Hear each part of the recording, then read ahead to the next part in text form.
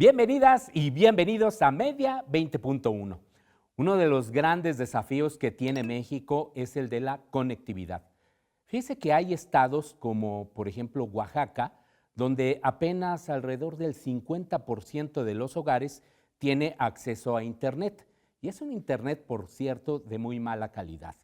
Pero al mismo tiempo nuestro país ya enfrenta los desafíos de los grandes conglomerados, vamos a llamarlos de esa manera, que son estas plataformas tecnológicas que dominan Internet. Y los recursos económicos que aquí en este país se generan, pues van a dar, por supuesto, que a países extranjeros, sobre todo Estados Unidos. ¿Qué debemos hacer como país? ¿Qué políticas públicas debemos diseñar? De esto nos va a hablar la doctora Alma Rosa Alba de la Selva. Ella es profesora investigadora de la Facultad de Ciencias Políticas y Sociales de la UNAM y coordinadora y también autora, porque tiene varios capítulos, de este libro que es un gran aporte en esta materia, Post-Internet en México. ¿Estamos listos? Bueno, pues nos lo va a responder después de que veamos las noticias con Viridiana Mondragón. La Comisión Reguladora de Telecomunicaciones notificó el regreso de la emisora comunitaria feminista Violeta Radio, que transmitirá nuevamente en la frecuencia 106.1 FM en la Ciudad de México. La autorización fue otorgada a la organización Alianza por el Derecho Humano de las Mujeres a Comunicar, luego de que se resolviera el proceso legal que había derivado en la suspensión de su concesión en 2024. Violeta Radio es considerada la primera estación feminista del país y se caracteriza por una programación con perspectiva de género, enfocada en derechos humanos, diversidad y participación social de las mujeres. La televisión mexicana da un paso inédito hacia la pluralidad lingüística con el lanzamiento de Nocturno Plural, un noticiario conducido en lengua zoque que transmite Plural TV, el canal de la Suprema Corte de Justicia de la Nación, antes conocido como Justicia TV. El proyecto adquiere un significado especial en el contexto de los cambios democráticos en la Corte, donde su presidente Hugo Aguilar Ortiz es indígena, al igual que el director de la televisora Mardonio Carballo, poeta y periodista reconocido por su trabajo en la defensa y promoción de las lenguas originarias. La conductora del noticiario es Miquea Sánchez, originaria de Chapultenango, Chiapas, poeta, narradora y maestra cuya trayectoria cultural refuerza la apuesta editorial de llevar una lengua originaria a un espacio informativo cotidiano de alcance nacional.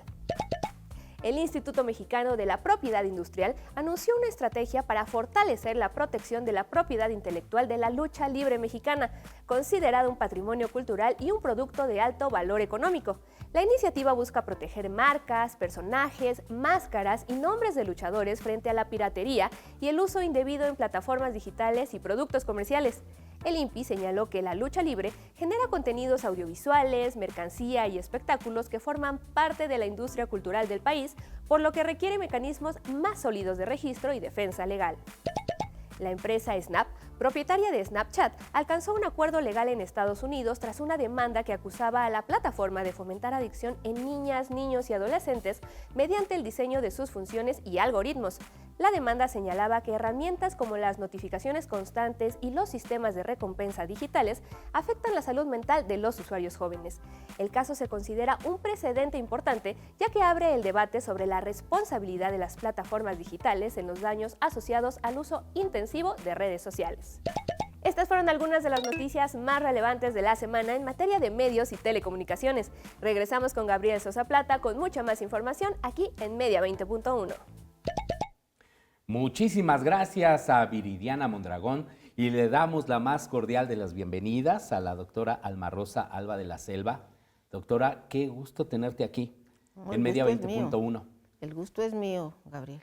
Y un honor, han de saber, audiencia, que ella fue mi asesora de tesis bueno, no asesora, fue revisora de la tesis de maestría. Así es. Me dio clases también aquí en la facultad y sí. Pues la verdad es de que parte de mi interés en el tema de los medios de comunicación viene de la doctora Alma Rosa Alba de la Selva. Gracias. Gracias, doctora. Gracias. Y ahora con esta nueva obra, porque siempre está produciendo contenidos de alta calidad y que derivan pues justo de sus proyectos de investigación, este nuevo libro llamado Post-Internet en México. ¿Estamos listos? ¿Y qué te parece, doctora, que le dices a la audiencia qué llamamos post-internet? Claro, Gabriel. Bueno, pues este concepto post-internet que se le debe a un economista político canadiense que recientemente falleció lamentablemente, Vincent Mosco, nos remite a la siguiente etapa de internet, al internet que viene y que va a ser muy diferente de lo que hasta ahora conocemos por internet, porque va a ser una infraestructura masiva que nos va a llevar a la conexión por completo.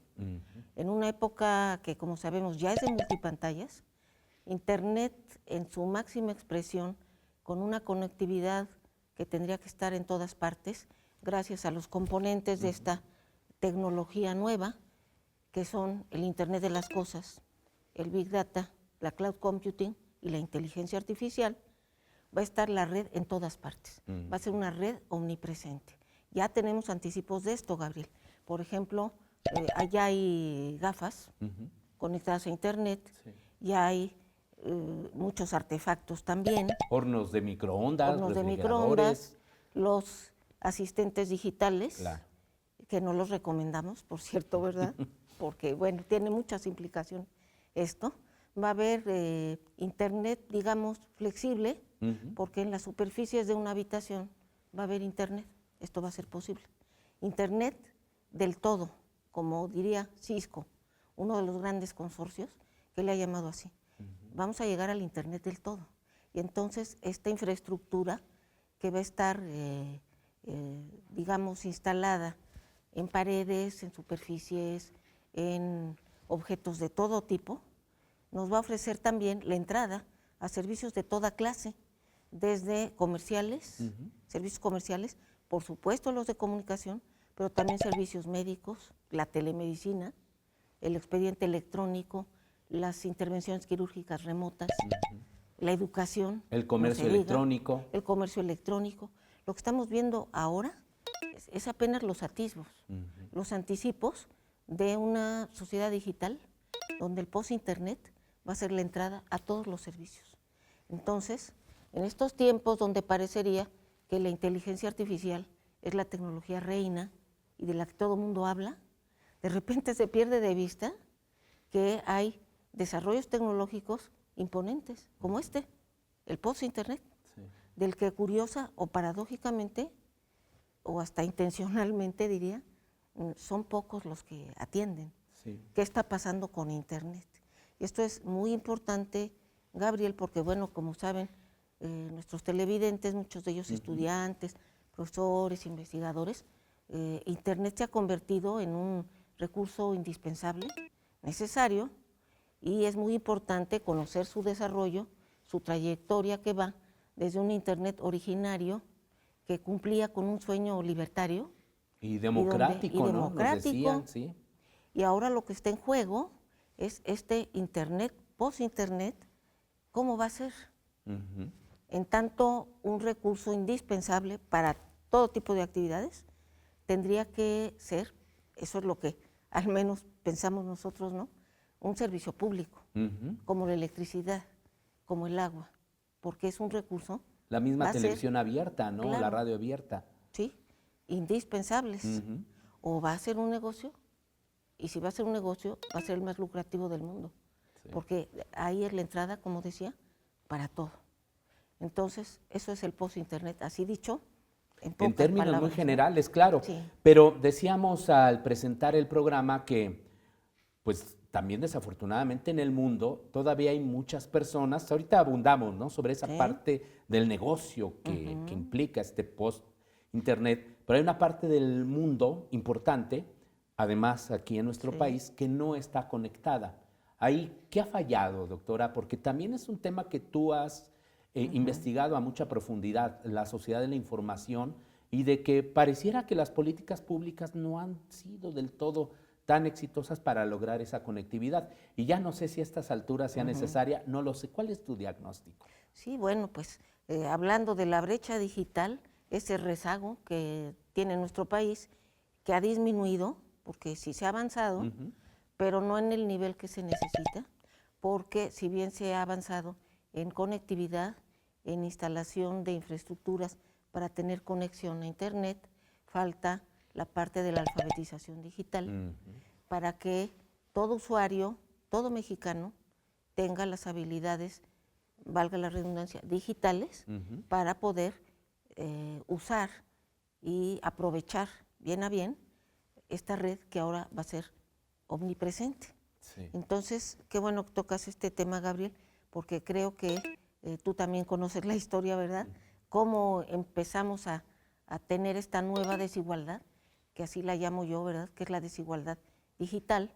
Y empezó esto con el siglo. En el 2001, con el primer programa gubernamental, que fue el Sistema Nacional y México, y que pues, fue hecho en el escritorio, al igual que luego la Estrategia Digital Nacional, en el sexenio de Enrique Peña Nieto, al igual que la anterior, la que le antecedió, de Felipe Calderón, que dejó abandonado lo que poco se había avanzado, pero que era valioso, del Sistema Nacional de México, y ahora lo que nos está faltando es la alfabetización digital múltiple, como la llama alguien ahí.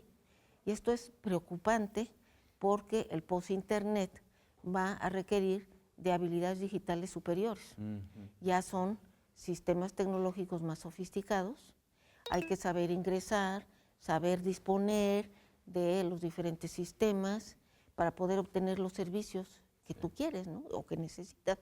Y por eso se está hablando de una tercera ola de brecha digital, que es la llamada brecha de oportunidades, le llaman.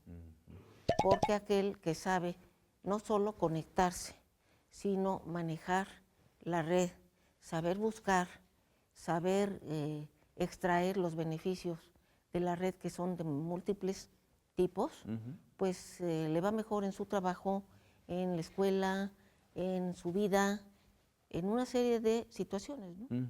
Y lo compararía esta brecha de oportunidades como las carreras de atletismo, cuando van a recorrer una ruta en un estadio, por ejemplo, pues los colocan de manera escalonada, y quien tiene cierta ventaja de diverso tipo llega primero a la meta, y el que viene más atrás, si no sabe aprovechar, no se sabe manejar en la carrera, llega al último y acumula rezagos.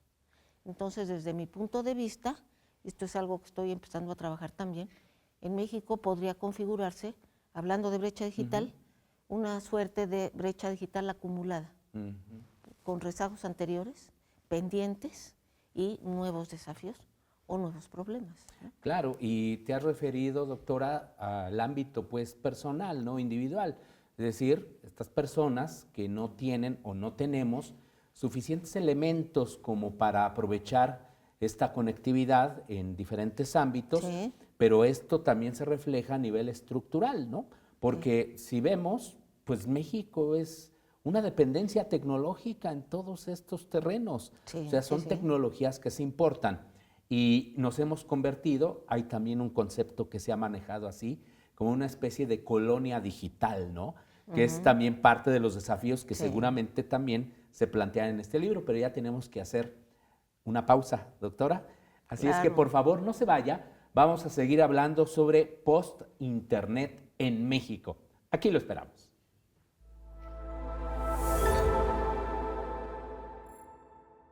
Estamos de regreso en Media 20.1 en una entrevista a nuestra querida y admirada, hay que decirlo con todas sus letras, la doctora Alma Rosa Alba de la Selva, una de las investigadoras más distinguidas, más reconocidas de la sociedad de la información, de los medios, ¿no? Recuerdo este libro, Radio e Ideología, doctora. Sí. Uno Fue de el tus primero. primeros. Sí, Editorial sí, sí. El Caballito, ¿no? Que ¿te acuerdas de todos los detalles? fuente obviamente fundamental.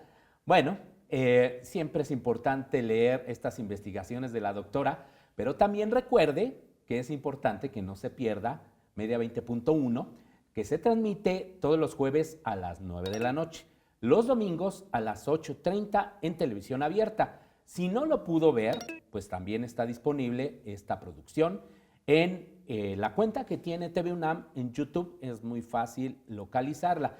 Y también estamos en espera de que por favor nos envíe sus comentarios, sus críticas, sus propuestas, sus observaciones a las redes sociales de TV UNAM, donde aparecen constantemente en pantalla.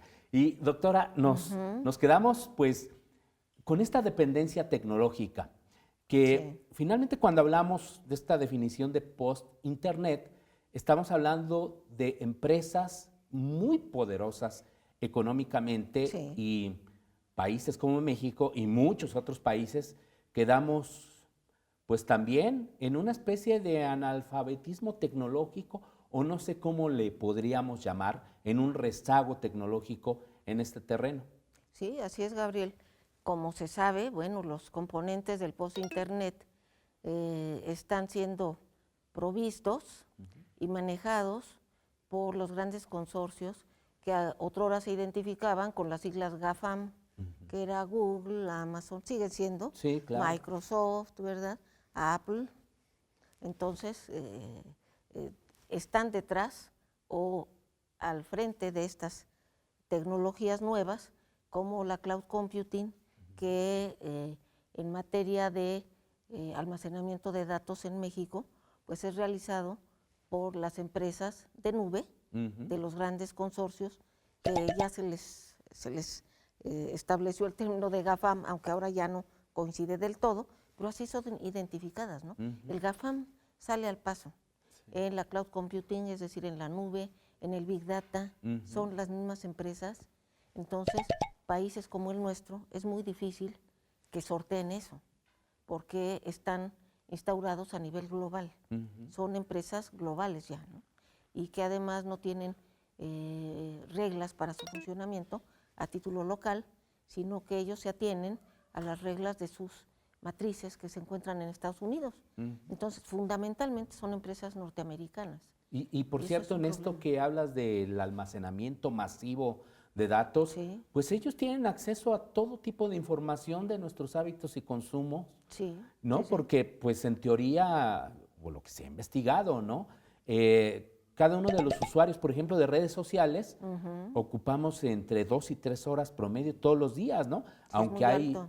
algunas personas que hasta 7, 8 horas, y ahí todo esto queda almacenado en estas soportes, ¿no? Tan importantes. Almacenado y luego es procesado. Claro, Justo los por el Big algoritmos. Data, de donde surgen algoritmos diseñados y con fines de predicción del consumo y estudiando los estilos de vida, las inquietudes, yo diría que hasta situaciones emocionales profundas de los usuarios. La ideología, Sí, la política, sí. ¿no? También. El análisis predictivo es eso.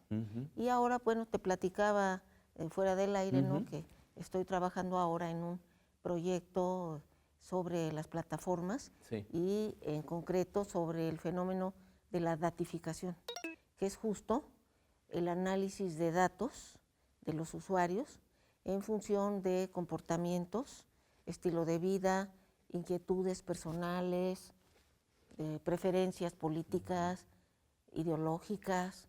¿Qué pasa con nuestros datos? Y aquí entran temas como los derechos digitales. Tenemos derecho a saber cómo se usan nuestros datos. Y también hay que trabajar mucho sobre la responsabilidad de las plataformas, porque muchas veces este tema de la extracción de datos está inclinado hacia la protección de los datos del usuario, Sí. ya sea por el usuario mismo o por las instituciones que protegen sus datos, la regulación, las leyes. Sí. Pero ¿qué pasa con las plataformas? Impunemente se adjudican los datos que finalmente son un recurso social Sí. y entonces los procesan, extraen perfiles de lo que ya hemos mencionado y después los venden. Ya hasta se sabe que los datos tienen precios en dólares, ¿no? Sí. Mientras gustosamente los usuarios, algunos sin saberlo y otros sí lo saben, están conscientes, pero paradójicamente también lo hacen, ¿no? Presentan ahí casi toda su vida, sus preocupaciones, sus aspiraciones sociales, sus motivaciones, y después se sorprenden cuando en la pantalla aparece un producto que era justo lo que él quería. O de lo que se estaba hablando, lo ¿no? que él necesitaba y se Sí. sorprende y dice, me conocen más que yo mismo. como alguien dijo por ahí, ¿no? Sí. Entonces, bueno. Y de ahí vienen, ¿no?, las estrategias publicitarias a quienes les venden, pues, este conjunto de informaciones Sí. para diseñar estrategias exitosas, ¿no? Por eso Claro. no en balde estamos hablando, doctora, de que, pues, a nivel global ya se habla de $1 billón de publicidad para las grandes plataformas, ¿no? Sobre todo redes sociales. Y de esa enorme cantidad de recursos, la mitad al menos se los está llevando Meta, Google y Amazon. Sí. O sea, es impresionante ya ahora los enormes recursos económicos que tienen y todo con base en la información que les regalamos todos los días. Claro, no en balde, un investigador sajón, Nick Snisek, habla de un capitalismo de plataformas, porque son justo las plataformas de tipo publicitario encabezadas por Google, Sí. que es la mayor, bueno, y Amazon, qué decir, ¿no? Las que se llevan el pastel publicitario casi completo. Ya quedaron bien chiquitos los medios tradicionales, ¿no, Sí, y doctora? las agencias Sí. publicitarias, ¿verdad? Están ya pues siendo desplazadas de una forma muy drástica, porque aquí ya vienen segmentados los perfiles de consumo, ¿no? Y más detallados que nunca. Nunca nos imaginamos eso, ¿no? No, yo creo que no. La No. verdad es que cuando estudiábamos el futuro, pues, es que es cierto, Internet nos ofreció una panacea, un mundo maravilloso de democracia, de libertad, para romper los oligopolios o los monopolios de los medios tradicionales, y ahora estamos más concentrados que antes. Sí, sí, sí. Y ahora los oligopolios son los que pues aprovechan ese recurso que digo es social, Sí. que son los datos, para su propio beneficio, y nosotros, bueno, pues estamos siendo hasta vigilados, ¿no? Sí, y bueno, ¿a qué nos corresponde como país? Ya nos quedan 2, 3 minutitos, doctora, pero Ajá. ¿qué tendríamos que hacer nosotros aquí en México? ¿Estamos listos? Esa es la pregunta que nos hicimos en este grupo de investigación, porque debo decir, Gabriel, que este fue un trabajo colectivo. Sí. Fueron varios investigadores, varios becarios, todos, bueno, beneficiados con el patrocinio de la DEGAPA UNAM. Y entonces, pues esa fue la pregunta que nos hicimos desde un principio. Sí. ¿Estamos listos en nuestro país?